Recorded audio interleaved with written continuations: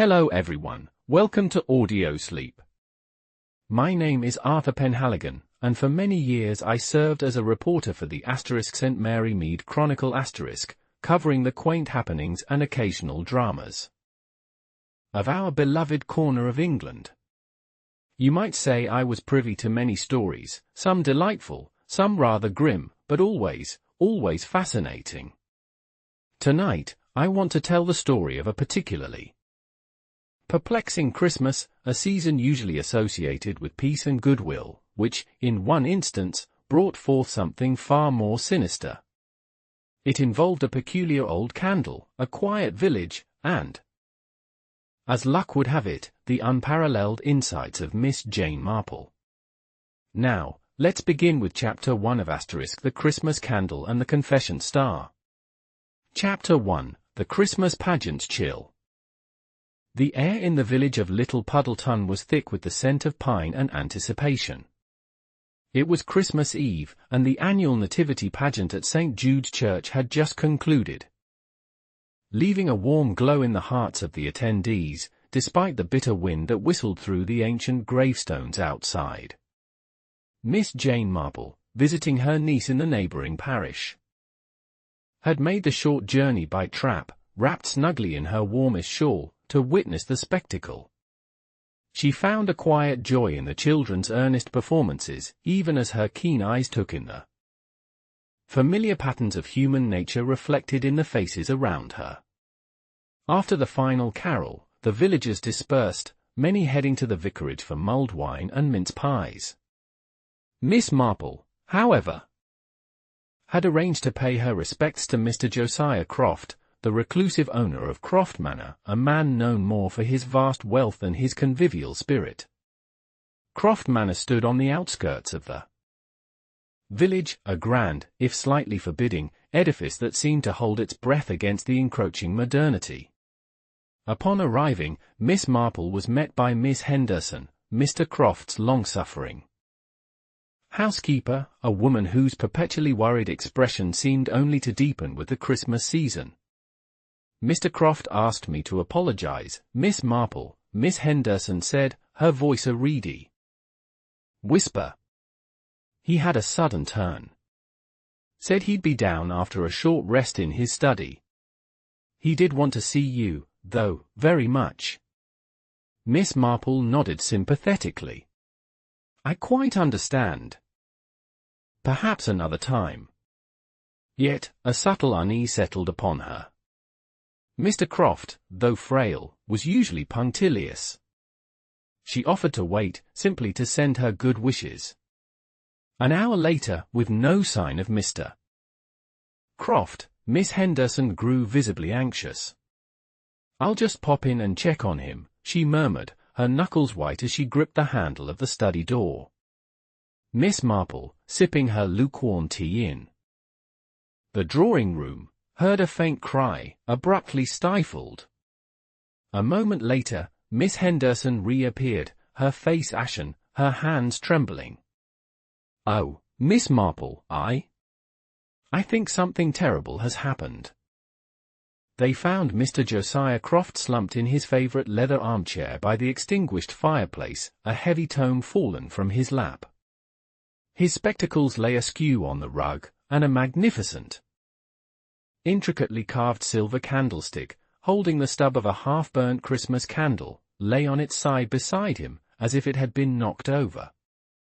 His eyes were wide open, staring blankly at the ceiling. A chilling silence filled the room, broken only by the tick-tock of a grandfather clock in the hall.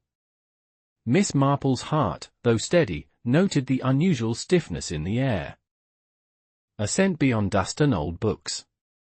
It was the scent of something unexpected, something out of place in a room that otherwise suggested a peaceful, if untimely, end. It must have been his heart. Miss Henderson stammered, covering her mouth with a trembling hand. He'd been poorly these past few weeks. Miss Marple stepped closer, her gaze sweeping over the scene. The room was meticulously kept, as always, but her eyes lingered on the fallen candlestick, the half-burnt Christmas candle, and then, on Mr. Croft's left hand, which lay strangely clenched. It was indeed a tragedy. A life ended on Christmas Eve. But as Miss Marple observed the faint, almost imperceptible displacement of a small, decorative rug beneath the armchair, she knew with a chilling certainty that not everything in this quiet study was as it first appeared. Chapter 2, A Flicker of Doubt. The village doctor, Dr. Malcolm Thorne, arrived swiftly, his customary air of jovial efficiency somewhat dimmed by the grim circumstances. After a brief examination, he confirmed Miss Henderson's initial assessment. A sudden cardiac event, most likely, he pronounced, his voice hushed. Poor old Josiah. He'd been complaining of chest pains recently, though he refused to let me truly examine him. Sergeant Miller, the local constable, a man whose zeal for order often outstripped his deductive reasoning, took down notes with diligent precision. He seemed entirely satisfied with Dr. Thorne's conclusion, attributing the disturbed rug and fallen candlestick to the old man's final struggles. Miss Marple, however, observed the scene with a quiet intensity that belied her gentle demeanor. She had seen too many natural ends turn out to be anything but. While Sergeant Miller busied himself with the official paperwork and Dr. Thorne offered condolences to the visibly distraught Miss Henderson, Miss Marple walked slowly around the study, her hands clasped, her gaze missing nothing. Her eye settled again on the silver candlestick. It was indeed a beautiful, antique piece, intricately engraved, one of a pair that usually flanked the mantelpiece.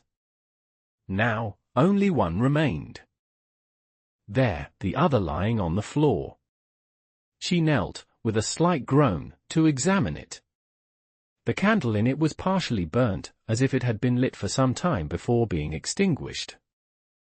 But it was the nature of the wax, and the way it had cooled, that troubled her.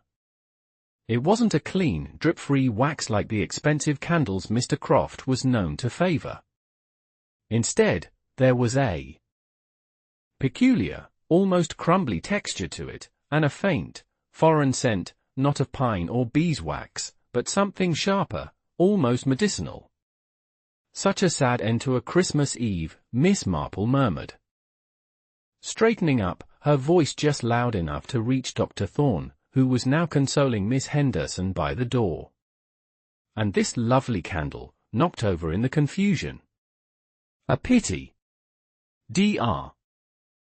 Thorne glanced back. Indeed. A frightful shock for Miss Henderson, poor woman.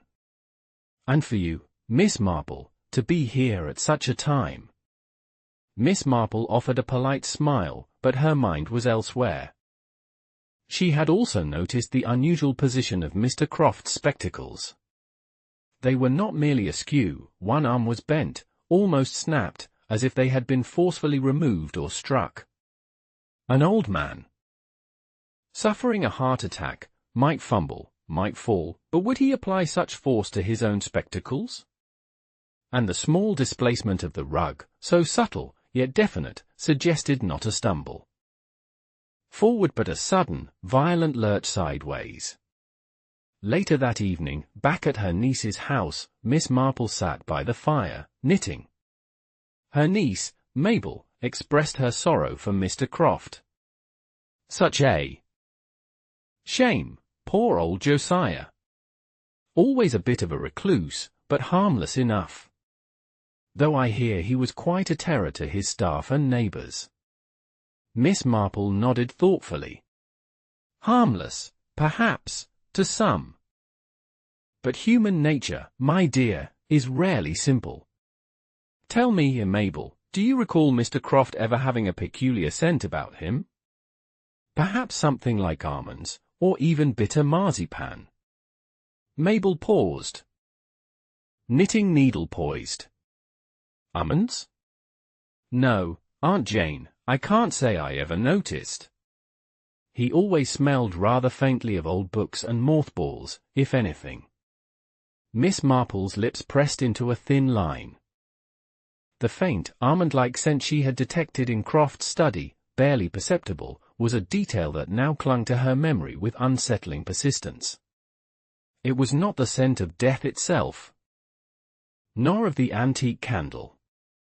It was something else entirely, something that suggested a more deliberate, more sinister intervention. And as the clock struck midnight, marking Christmas Day, Miss Marple knew, with a certainty that chilled her more than the December wind, that Mr. Josiah Croft's death was no simple act of God. It was a carefully orchestrated deception. Chapter 3. Whispers from the Hearth. The news of Mr. Croft's demise spread through Little Puddleton faster than the Christmas carols themselves, even with the doctor's official pronouncement of natural causes. Within hours, the tragedy became the primary topic of conversation, displacing even the usual festive gossip. Miss Marple, discreetly attending a post-Christmas luncheon at the vicarage, found herself perfectly positioned to observe the villagers' reactions.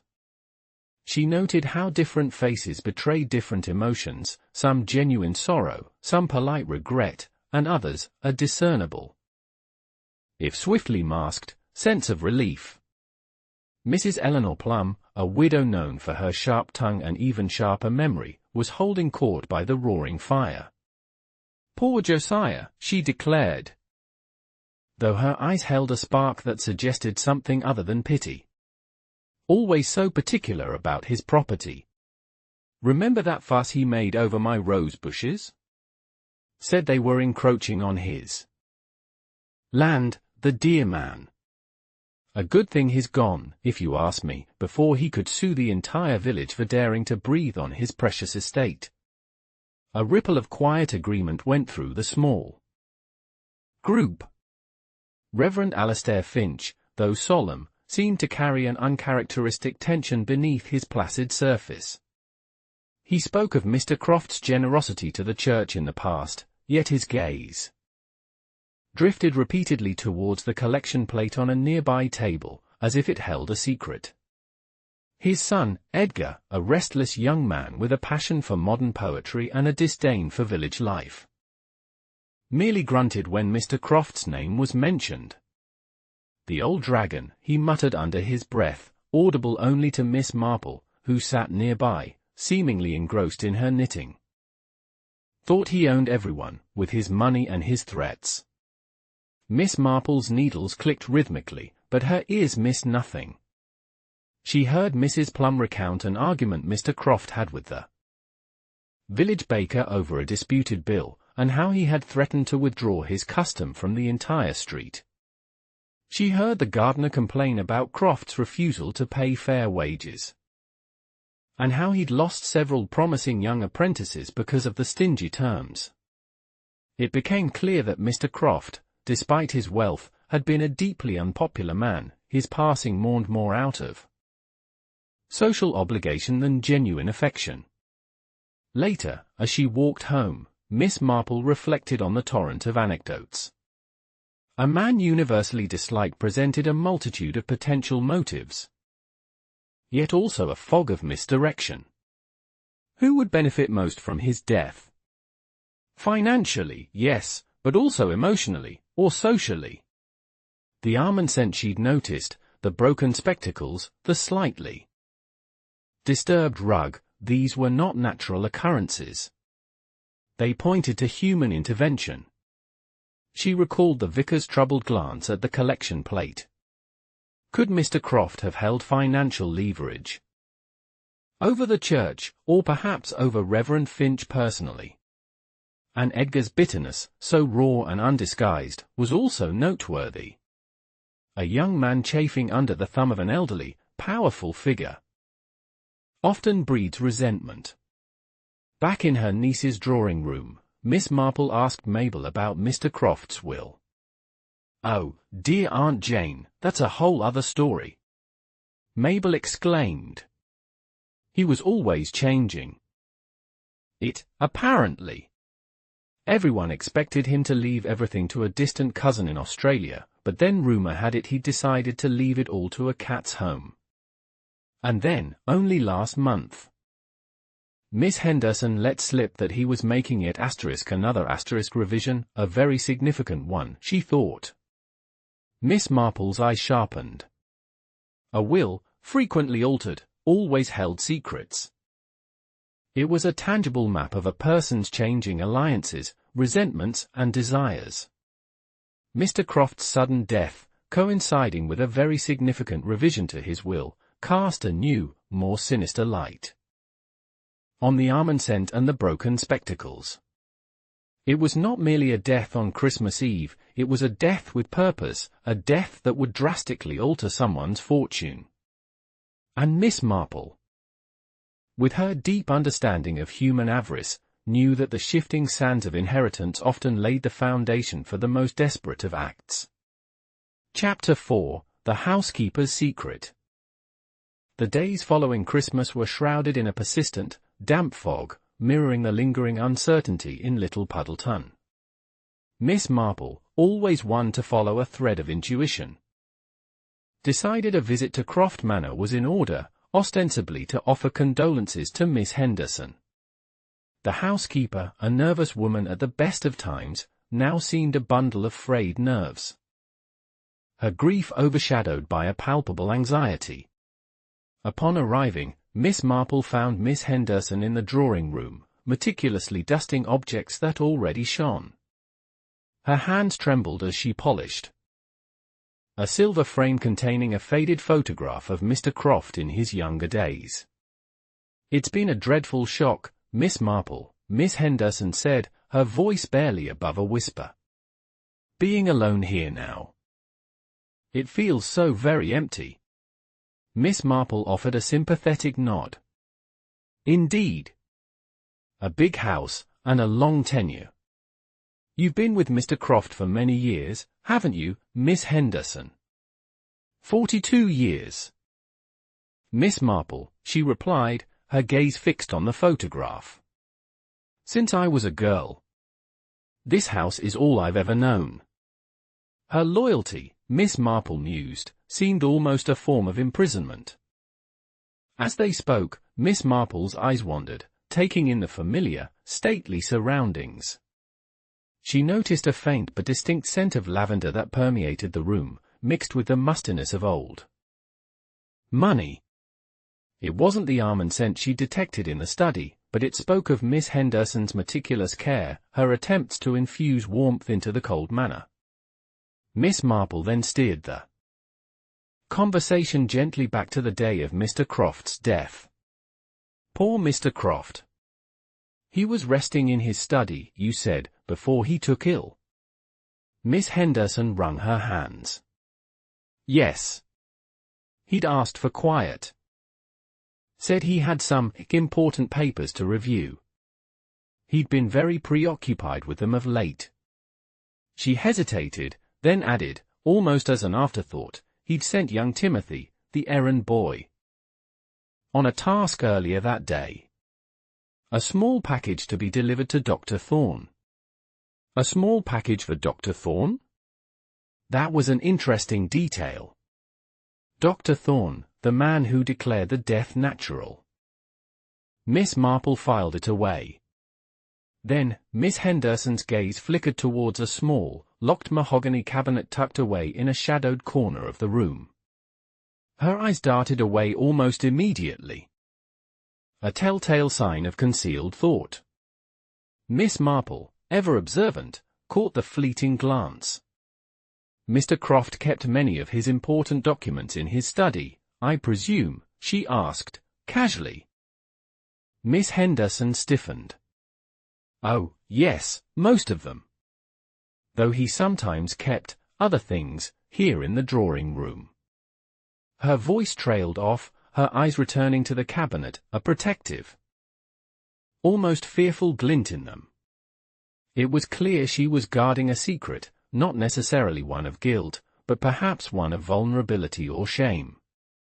Miss Marple sensed the wall rising. She changed the subject to the Christmas pageant, hoping to put the housekeeper at ease, but the image of Miss Henderson's eyes, drawn repeatedly to that locked cabinet, remained vivid in her mind. It was as if the cabinet held not just documents, but a fragment of Miss Henderson's very soul. As Miss Marple prepared to leave, she noticed a single, withered rose petal caught in the folds of Miss Henderson's apron. It was a dark red, almost black, and looked remarkably like the dried petals she had seen pressed within a book in Mr. Croft's study during her initial observation. Such a small detail, yet it connected Miss Henderson to the study in a more intimate way than merely as a housekeeper. "Thank you for your kindness, Miss Henderson," Miss Marple said warmly, her eyes meeting the housekeeper's for a brief, penetrating moment. "I hope you find peace soon." Miss Henderson merely nodded, her face a mask of weary resignation, but Miss Marple caught the barely perceptible tremor in her chin. The cabinet, the lavender scent, the withered rose petal, and the sudden mention of a package for Dr. Thorne, these disparate threads began to weave themselves into a pattern in Miss Marple's mind. Miss Henderson was not just grieving, she was protecting something or someone. And that something, Miss Marple suspected, was inextricably linked to the truth of Mr. Josiah Croft's last moments, a truth far more complex than a simple heart attack. Chapter 5, The Vicar's Burden. The week between Christmas and New Year found Miss Marple paying another visit. This time to the vicarage. Reverend Alastair Finch, a man of gentle spirit and unwavering faith, seemed paler and more withdrawn than usual. The Christmas cheer had entirely evaporated from his demeanor, replaced by a deep-set melancholy that hinted at burdens beyond pastoral duties. Miss Marple found him in his study, amidst a clutter of theological texts and parish records, struggling with a particularly stubborn parish ledger. "Ah, Miss Marple," he said, looking up with a weary smile. "A most trying time. Mr. Croft's passing, the ongoing appeals for the church roof repairs, it seems God tests us in myriad ways." Miss Marple commiserated, her needles clicking softly as she knitted. "Indeed, Reverend. And Mr. Croft, I understand, was quite a benefactor to the church in his time." The Reverend sighed, running a hand through his thinning hair. "He was, in his own way. He made a substantial donation some years ago. But more recently, he had become rather particular. He had concerns about the upkeep of the church, the funds, the new organ project. He believed the vestry was not managing things with sufficient frugality." Miss Marple observed the slight tremor in the Reverend's hand as he turned a page in the ledger. It wasn't just general parish worries. There was a specific, personal anxiety.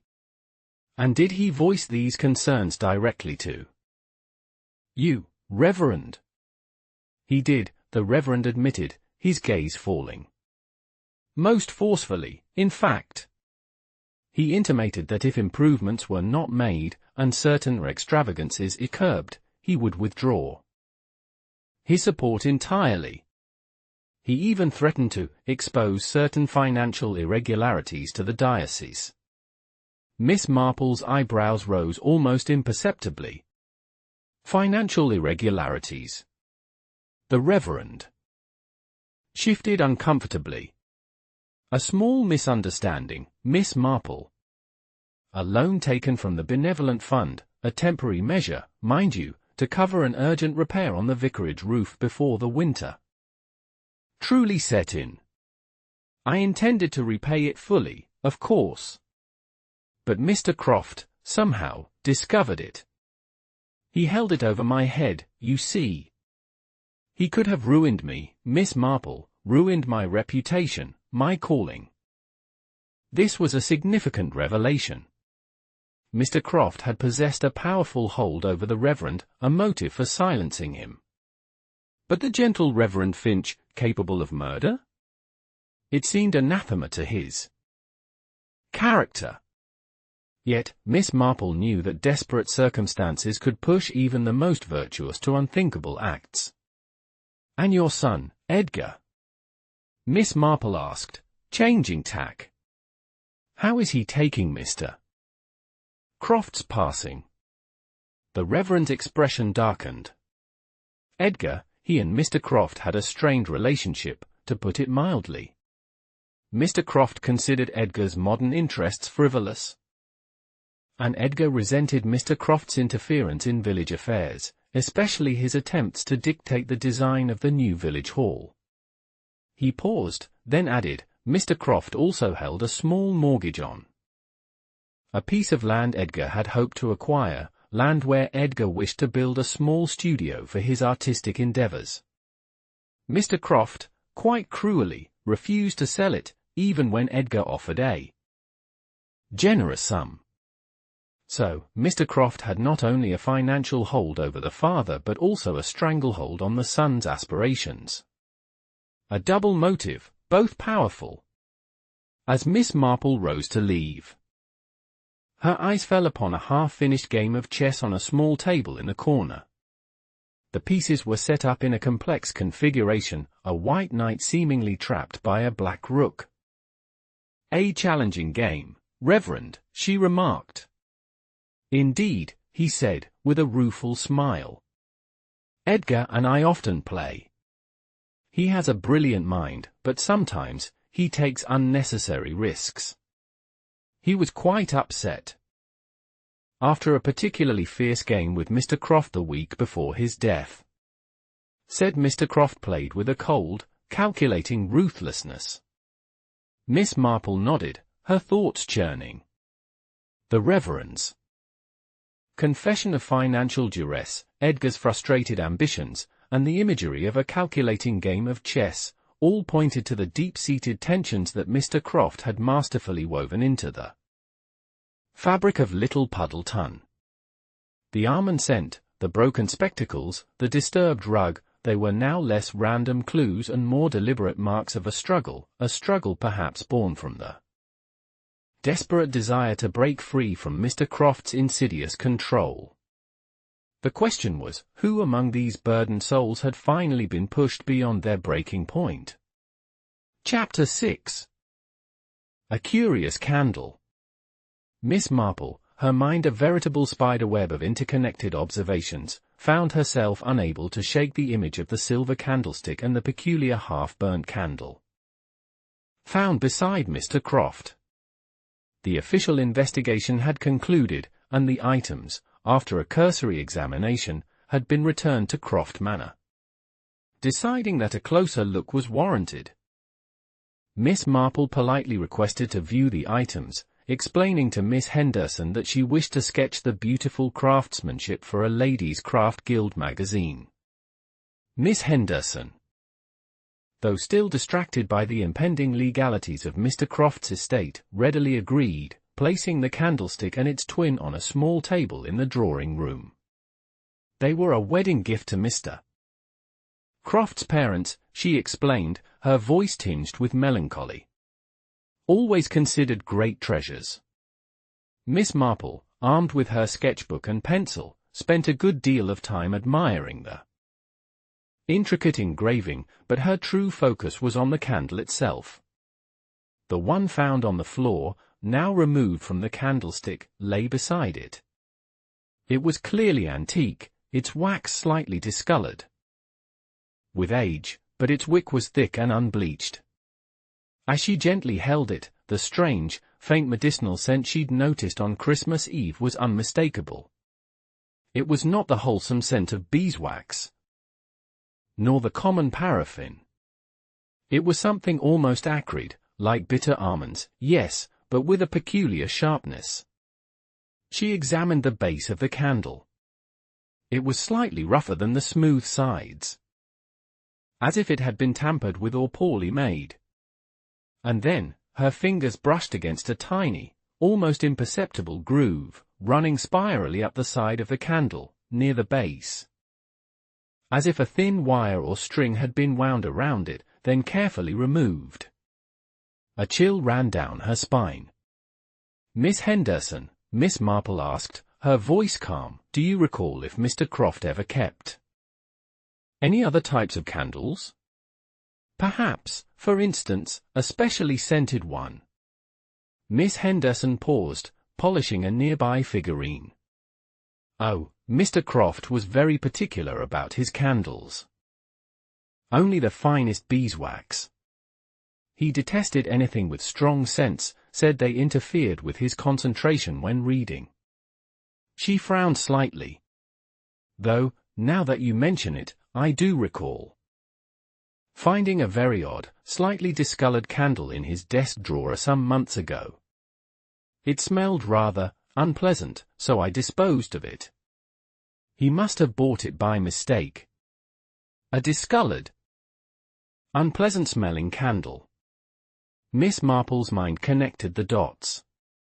The candle found next to Mr. Croft was indeed old, but its peculiar scent and the faint groove suggested it was not simply an ordinary antique. It had been doctored.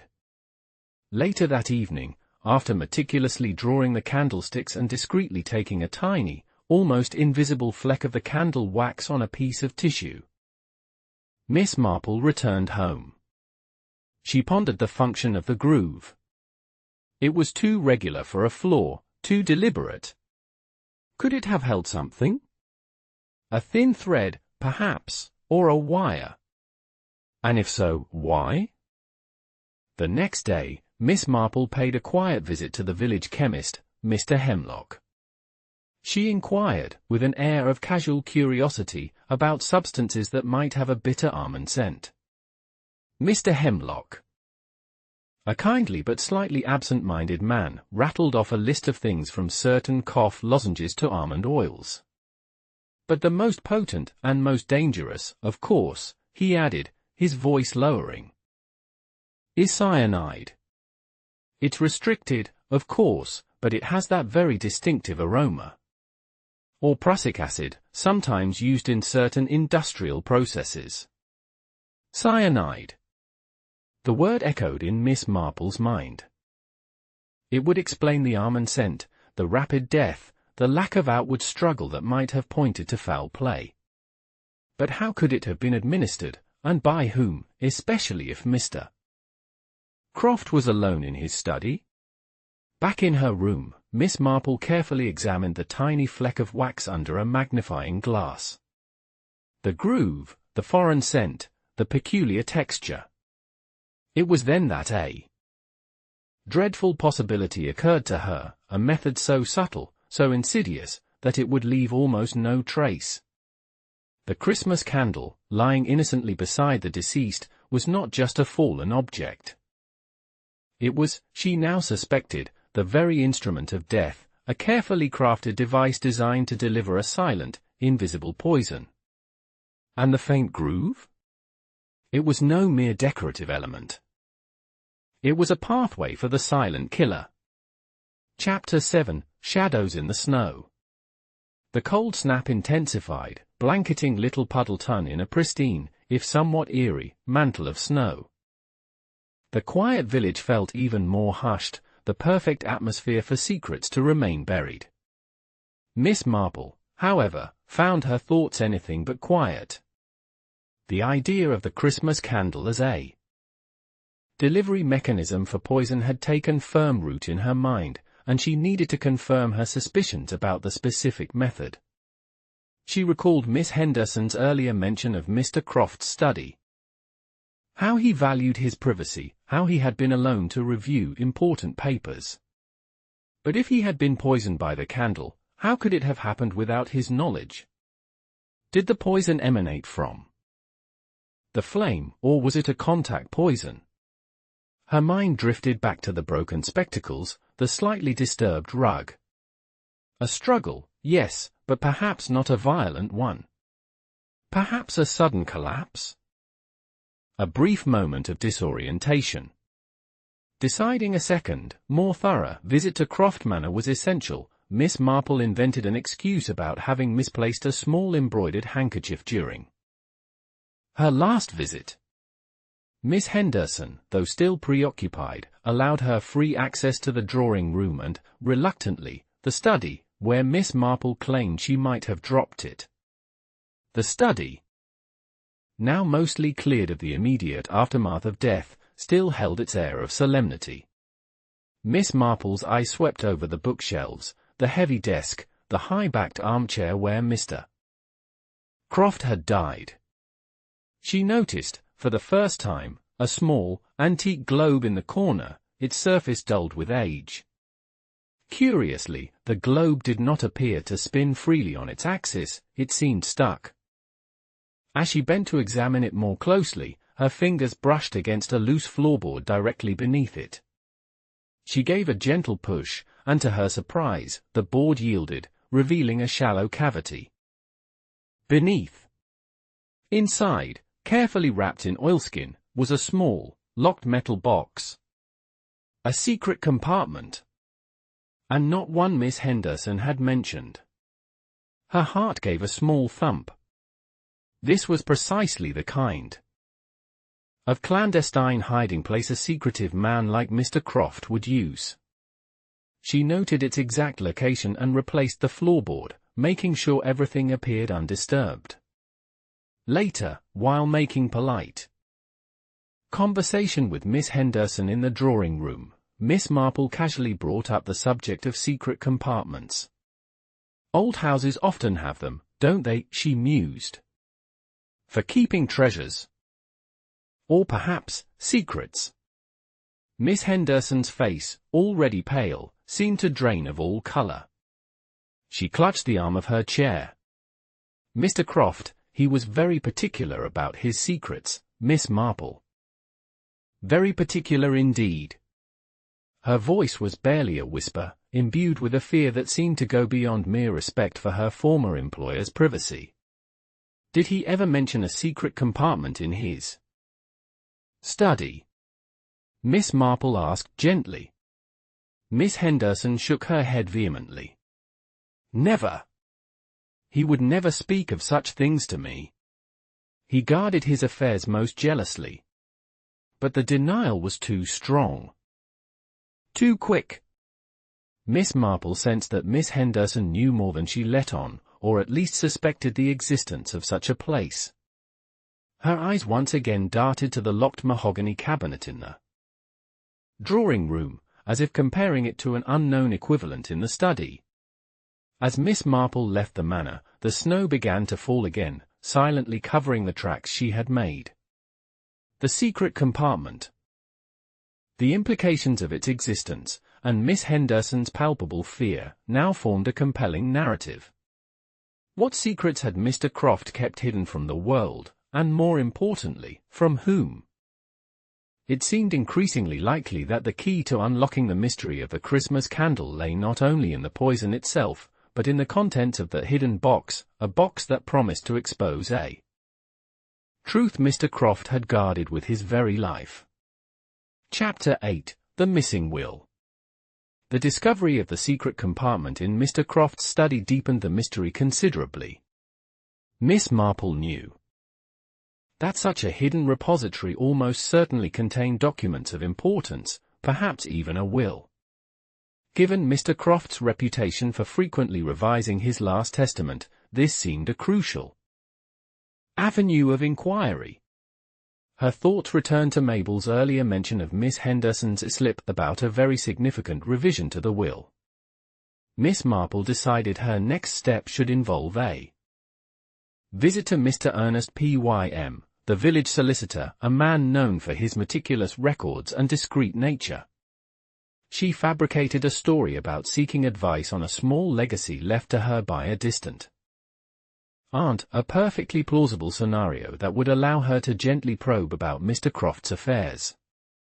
Mr. P.Y.M., a portly man with thinning hair and spectacles perched on his nose, welcomed Miss Marple into his dusty office. After dispensing some general advice, Miss Marple steered the conversation. Such a pity about poor Mr. Croft, she began. A most upright gentleman, I gather. Though rather particular. Mr. P.Y.M. sighed, polishing his spectacles. Indeed, Miss Marple. A character, certainly. And a most demanding client. He paused, then leaned forward conspiratorially. "Between you and me, Miss Marple, I've been rather vexed since his passing. His latest will, the one he was so insistent upon finalizing just before Christmas, seems to have vanished." Miss Marple's knitting needles paused mid-stitch. "Vanished, Mr. Pym." "Completely," he exclaimed, throwing his hands up in despair. "He signed it, I witnessed it, and he took it away with him. As was his custom. He always preferred to keep the original himself, in that dreadful manner of his. My copy is merely a draft, unsigned, and would carry no legal weight. And now, the initial search by Miss Henderson and Sergeant Miller has yielded nothing. This was a major revelation. If the most recent, significant will was missing, then what would happen to Mr. Croft's considerable estate? So, without this latest will, which one would stand? Miss Marple inquired. Mr. Pym cleared his throat. That is the crux of the matter. If the most recent will cannot be found, then the previous, legally executed one would take precedence. And that, Miss Marple, leaves everything, absolutely everything, to a certain distant cousin in Australia, a man Mr. Croft hadn't seen in 30 years and who, I gather, he heartily disliked. A distant cousin he disliked. This meant that the intended beneficiaries of the significant new will were now disinherited, or at least profoundly disadvantaged. This provided a powerful motive for anyone who stood to lose out if the new will were to surface, or to gain if it remained hidden. And who, might I ask, was to be the beneficiary of this new, missing will? Miss Marple asked, her voice calm but her mind racing. Mr. Pym hesitated, clearly torn between professional discretion and the human need to gossip. Well, the draft, as I have it, stated that the bulk of his estate was to be divided between the parish church and Miss Henderson, his housekeeper, with a small annuity for young Timothy, the errand boy. Miss Marple's eyes widened slightly. The parish church, for whom Reverend Finch was so desperately trying to raise funds. Miss Henderson, who had served Mr. Croft for over 40 years, and whose anxiety had been so palpable. And young Timothy, a mere boy, who Miss Henderson had mentioned had delivered a package to Dr. Thorne on the day of Mr. Croft's death. This was a convergence of motives and beneficiaries that was far too convenient to be accidental.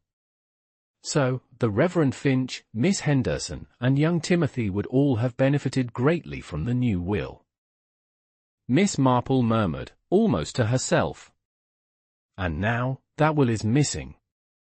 Mr. Pym nodded grimly. Precisely. It casts a most unfortunate cloud over the entire affair. As Miss Marple walked back through the quiet, snow-dusted lanes, the pieces of the puzzle began to interlock with alarming clarity. The missing will, the shift in beneficiaries, the sudden death, it all pointed to a deliberate act. Someone had a powerful reason to ensure that the significant new will never saw the light of day, or conversely, to ensure that it was signed just before Mr. Croft's death. The fact that it was now missing suggested that its discovery would prove damning to someone, or its permanent disappearance beneficial to another. The secret compartment, the Christmas candle, and the missing will were now inextricably linked, painting a picture of calculated deceit far beyond a simple heart attack. Chapter 9: An Unlikely Alliance. The revelation of the missing will, and its intended beneficiaries, solidified Miss Marple's conviction that Mr. Croft's death was no accident.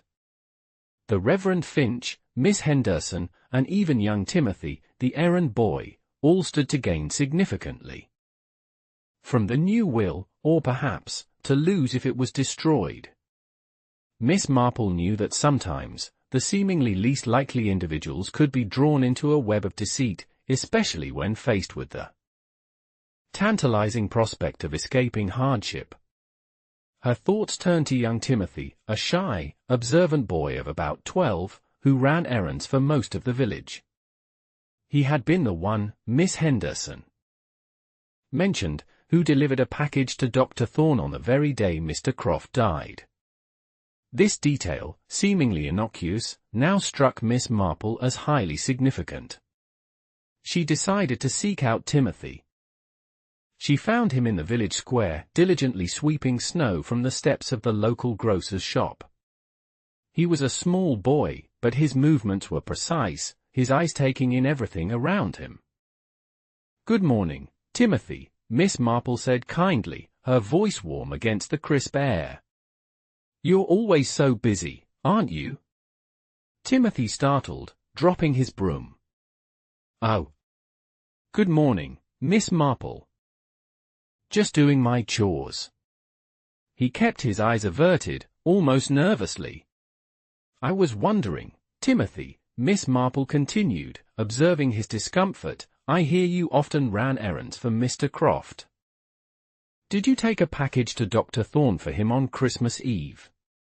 Timothy's face paled further. He shuffled his feet in the snow. "Yes, Miss Marple. A small, brown paper package. Mr. Croft said it was important medicine for Dr. Thorne's special patients." "And did you see Mr. Croft that day?" "Yes. He was in his study. He seemed agitated. He told me to be very careful with the package. And not to tell anyone about it." The boy lowered his voice to a whisper. "He gave me an extra shilling for my silence." An extra shilling for silence. This implied the package was more than just medicine. What could Mr. Croft have been sending to Dr. Thorne that required such secrecy? And why would he involve a child in such a clandestine delivery? Miss Marple's mind connected this with the curious, medicinal scent of the Christmas candle, and the faint, almond-like aroma she'd noted in Croft's study. Could the package have contained something related to the poison? But if so, why send it to the doctor? Unless the doctor was being used as an unwitting conduit, or perhaps a willing accomplice. As Miss Marple continued her gentle probing, Timothy, clearly unnerved by the questioning, blurted out another detail. And when I was leaving Croft Manor, I saw Mrs. Plum. She was hiding behind the rhododendron bushes near the gate. She looked very cross." "Mrs. Plum?" The sharp-tongued widow who had an ongoing feud with Mr. Croft over land boundaries, and who had expressed a subtle relief at his passing. What was she doing lurking near Croft Manor on Christmas Eve? And why had she not mentioned it? "Did she see you, Timothy?" Miss Marple asked. "I don't know. I ran past quickly. But I heard her mutter something about finally getting what he deserved. This was a startling piece of information. Mrs. Plum, with her stated dislike for Mr. Croft, her potential to benefit from his removal if it meant an end to legal disputes, now placed suspiciously near the manor just before his death.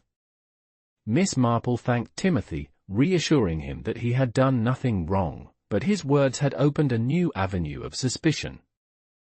An unlikely alliance of motives, perhaps, or merely disparate elements coalescing into a more complex picture. The secrecy surrounding the package, Mrs. Plum's hidden presence, and Timothy's evident fear, they all pointed to a deeper conspiracy. The Christmas candle, the missing will, and now these hidden observations, suggested a deliberate and multifaceted plot. The next step, Miss Marple knew, had to involve the man at the center of the medical pronouncement, Dr. Thorne, who received a mysterious package on the day of the death. Chapter 10, The Doctor's Prescription. Miss Marple sought out Dr. Malcolm Thorne at his surgery, under the guise of inquiring about a minor ailment. Dr. Thorne, a man of science and reputation, struck Miss Marple as fundamentally decent. Yet she had learned that even the most seemingly upright individuals could harbor secrets, or be drawn into situations beyond their control. "Miss Marple, do come in," Dr. Thorne said, gesturing to a comfortable chair. He looked a little harried, the demands of a rural practice often leaving little time for reflection. After politely discussing her fictitious ailment, Miss Marple gently shifted the conversation. "Dr. Thorne, I was so sorry to hear about Mr. Croft. Such a shock to the village." "Indeed," he replied, with a sigh. "A sad business. Heart failure. Pure and simple. Though he was a difficult patient, never truly following my advice. I understand young Timothy delivered a package to you from Mr. Croft that day?" Miss Marple asked, her eyes observing his reaction. Dr. Thorne paused, his hand hovering over a medical journal. "Ah, yes, the boy brought some papers." "Nothing medical, Miss Marple, merely old Mr. Croft's instructions regarding his medical records. He was rather obsessed with keeping everything in order, even his own history of ailments. He wanted them updated, sealed, and returned to his personal files, to be opened only after his death. A peculiar request, but then, Mr. Croft was a peculiar man. And you received these papers on Christmas Eve?"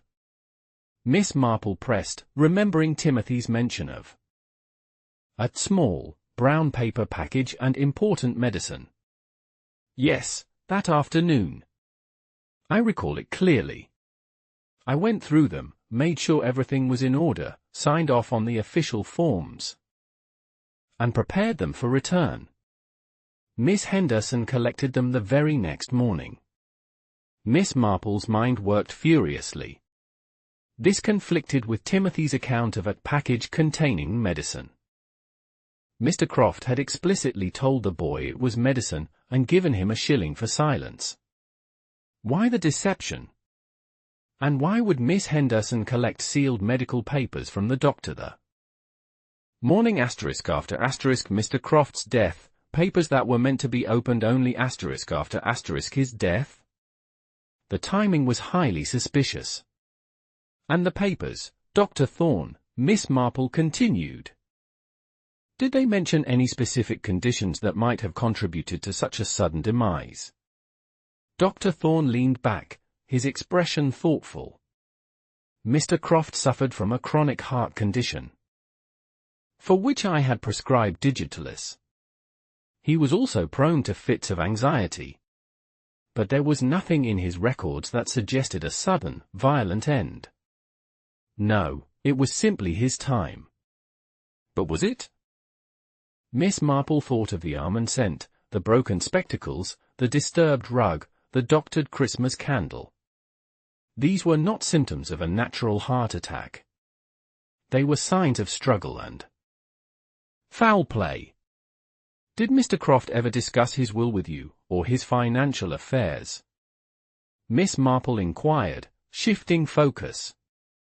Dr. Thorne chuckled faintly.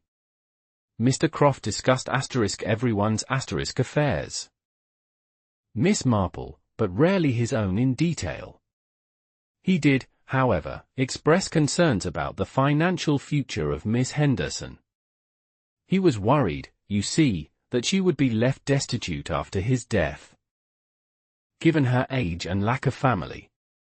He mentioned that he was trying to put her affairs in order, to ensure her security.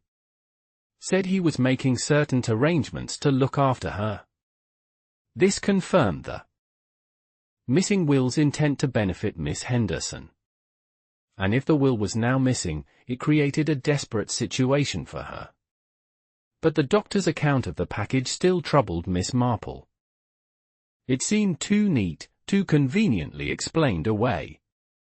As Miss Marple left, her mind was buzzing. Dr. Thorne's story about the package of medical records, rather than medicine, was a significant discrepancy. It suggested a deliberate cover-up, or at the very least, a misdirection orchestrated by Mr. Croft himself. But why?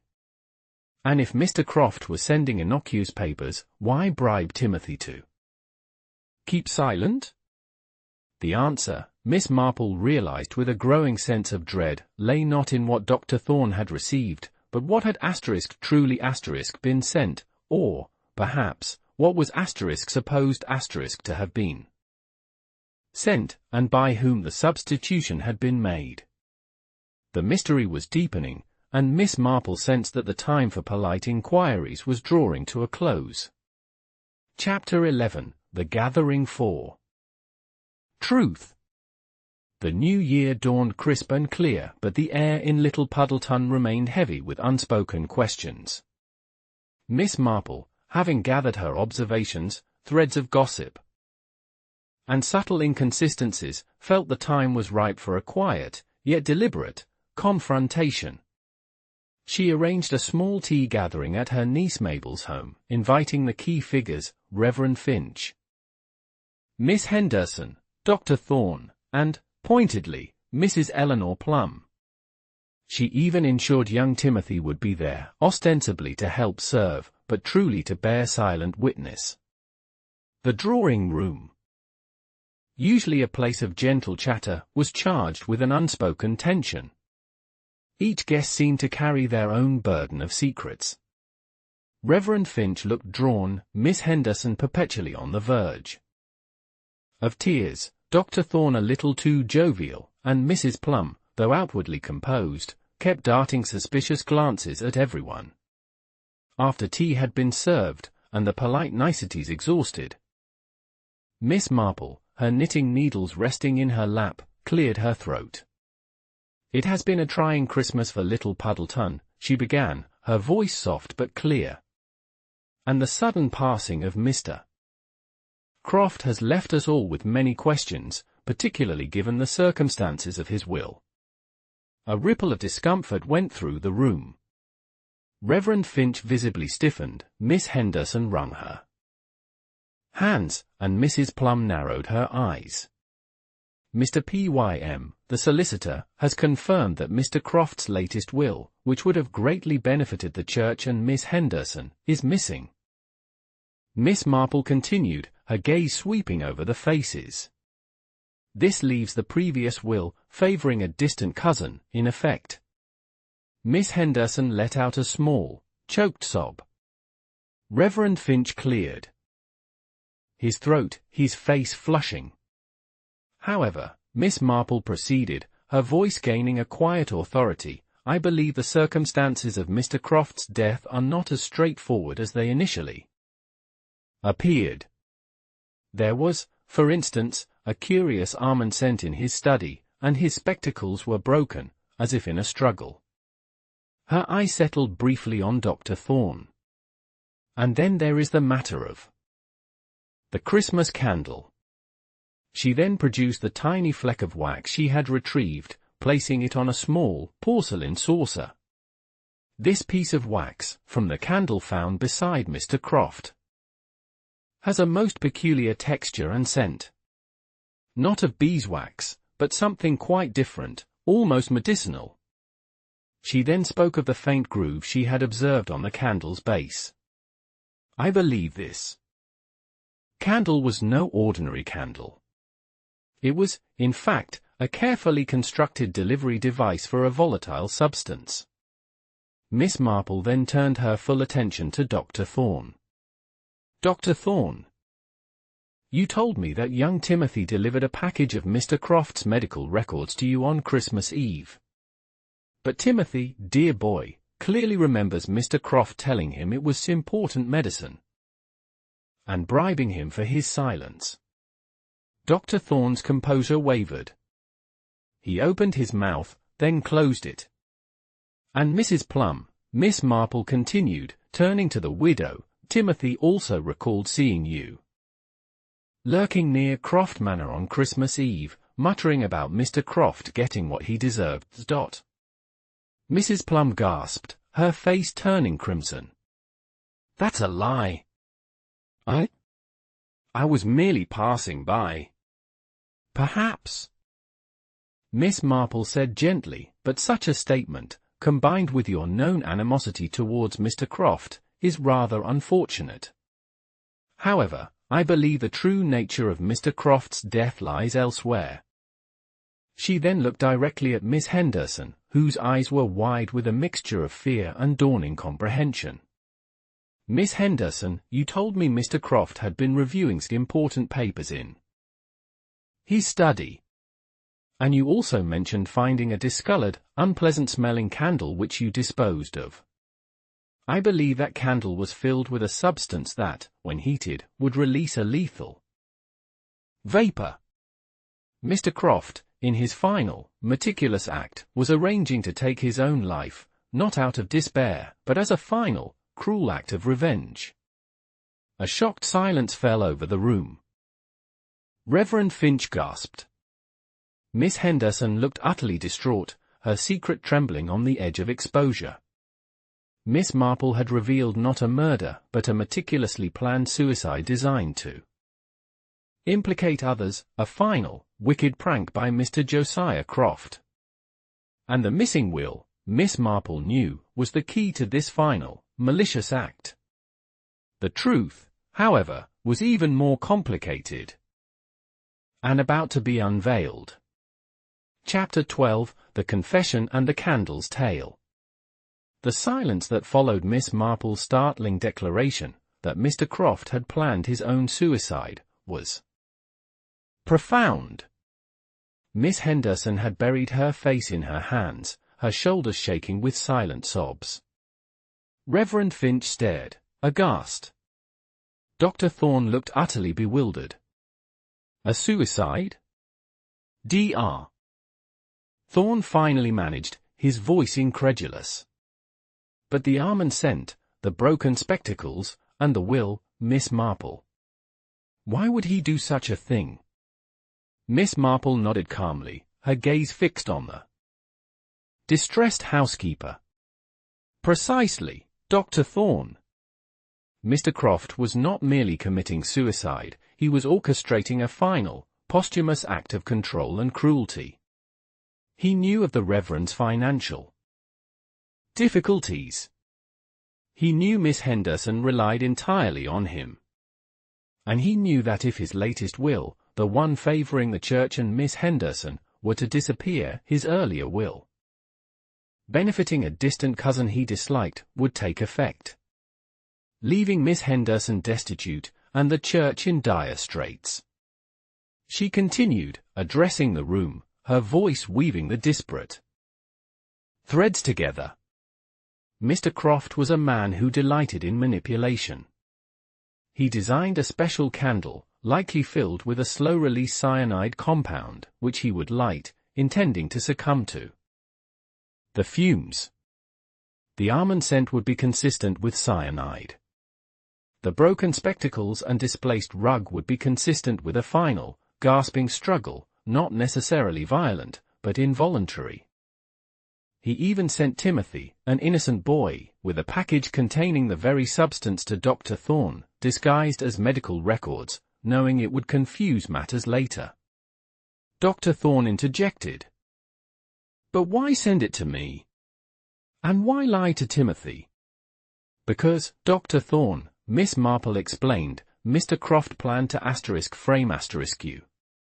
He intended for the package to contain something incriminating.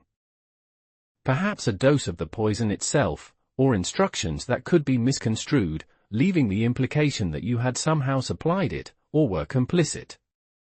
His lie to Timothy, and the bribe, were to ensure the boy's silence and suspicion. Miss Marple then turned her gaze back to Miss Henderson.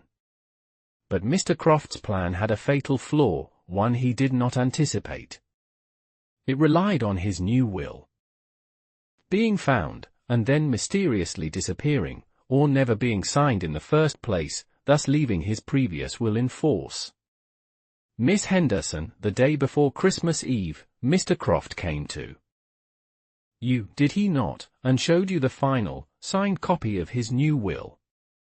Miss Henderson, lifting her tear-stained face, whispered, "Yes, Miss Marple." He did. He was so proud of it, saying he was finally doing something sensible with his money.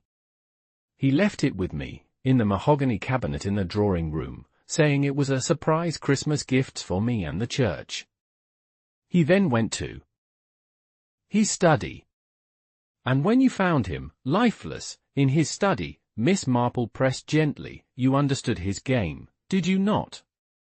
You saw the poisoned candle, the broken spectacles, and you knew he had tricked you. You knew if his latest, signed will was discovered, his entire spiteful plan would unravel. His legacy of cruelty would be exposed. Miss Henderson nodded, tears streaming down her face. He meant to shame me, Miss Marple. To show everyone I was nothing without him. He wanted me to suffer, even after he was gone. So, you acted to stop his final act of malice. Miss Marple concluded.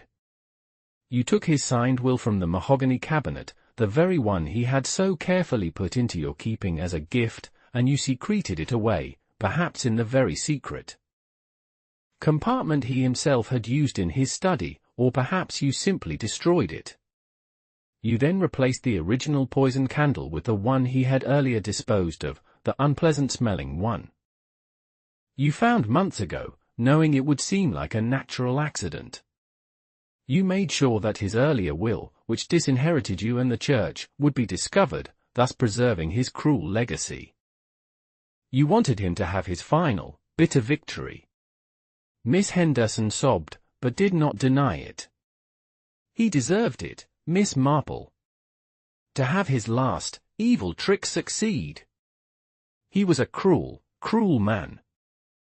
The room fell silent once more. It wasn't a murder, but a suicide twisted by the victim's own malicious intent, and then further distorted by the housekeeper's desire to fulfill that malicious intent, effectively honoring the dead man's final, cruel wishes by ensuring his most recent, benevolent will remained hidden. Miss Henderson had confessed, not to murder, but to facilitating a profound injustice, driven by decades of servitude and a final, twisted loyalty to her tormentor's character. Miss Marple looked around the room, her eyes filled with a quiet sorrow for the complexities of human nature. Mr. Croft's true confession, it seems, she said, was revealed in his own calculated cruelty. Miss Henderson merely ensured his malicious intent came to fruition. The Christmas candle, in the end, illuminated not just a death, but a lifetime of bitterness, and a final, desperate act of spite. The missing will was hidden in the